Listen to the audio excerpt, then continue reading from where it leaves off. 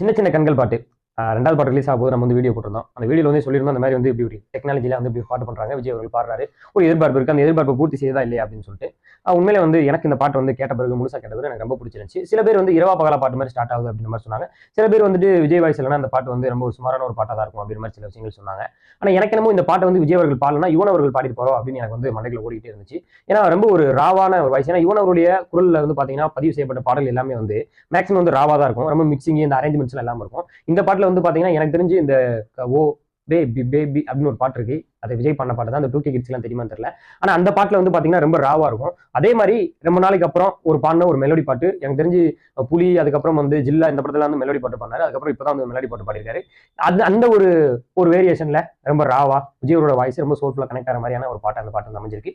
இது ஃபேன்ஸுக்கு பெரிய ஒரு ட்ரீட் அப்படின்னு கூட வச்சுக்கலாம். ஏன்னா ஒரு படத்துல விஜய் அவர்கள் எப்படி ஒரு பாட்டு தான் பாடுவாரு, இந்த படத்துல 2 பாட்டு பண்ணிருக்காரு. டபுள் ட்ரீட்டா வச்சுக்கிருவோம். கோட்டு படம் எப்படி இருக்குன்னு